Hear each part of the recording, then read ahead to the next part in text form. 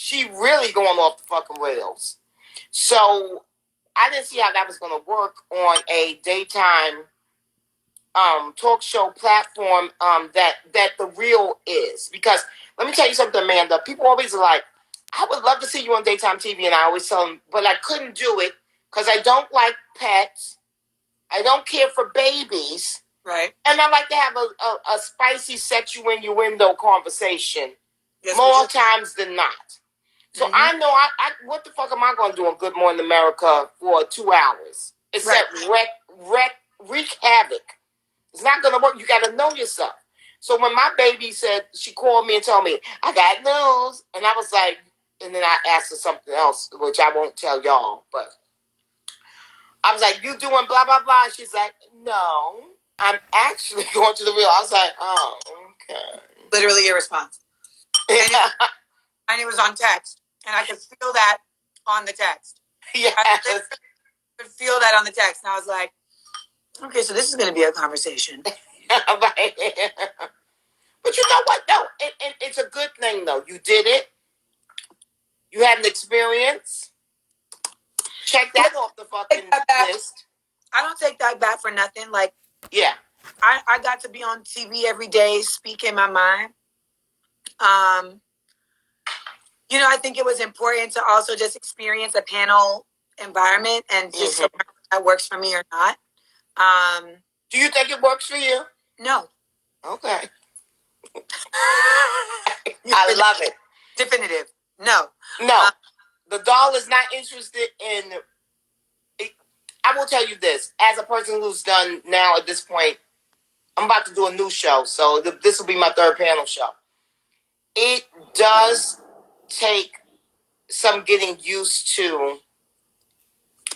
But what I will say that's never been my case, which was your case. I've never done a show. I've never come into a show when it was already in full swing. Yes. Because when you come onto a panel show, most times people fight it out to see who's going to be the lead. Mm-hmm. Like just organically. I'm not talking about a brawl. It's like one of those things where it shakes out. It just becomes apparent that some person is the lead on the panel show. So I've always done panel shows where I start out with people. So if I become the lead, so be it. So be it. But when you're coming into something that's already been going for so long and there's already an established lead and there's already established roles. Lead at The Real. See, that's part of it too. There isn't an established, like there's a lot of unspoken.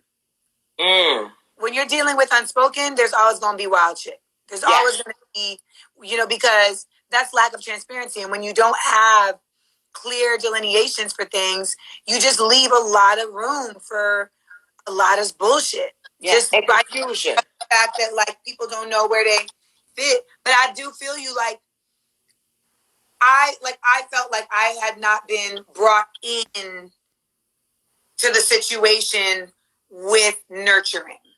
Mm-hmm. That's for me and that's for the host, that's for the audience. Like there needed to kind of be a consciousness about how we, like even when you bring an animal into the home or a new baby into the home, like, you always have to have a certain consciousness about what's happening. And there just wasn't that. Yeah. And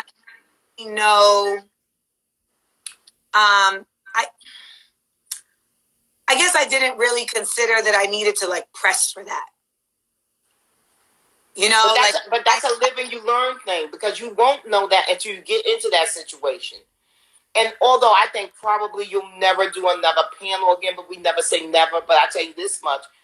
I bet you if Amanda Seales went and did a panel again, Amanda Seales would be a producer. Honey, like EP. Right. I'm in the meetings in front and behind. Like, but you know what it was? Because I just thought about, like, I just did bring the funny. And I did bring the funny with Chrissy Teigen and Jeff Foxworthy and Kenan Thompson. We're all from such disparate walks of life. We had a blast. Yeah.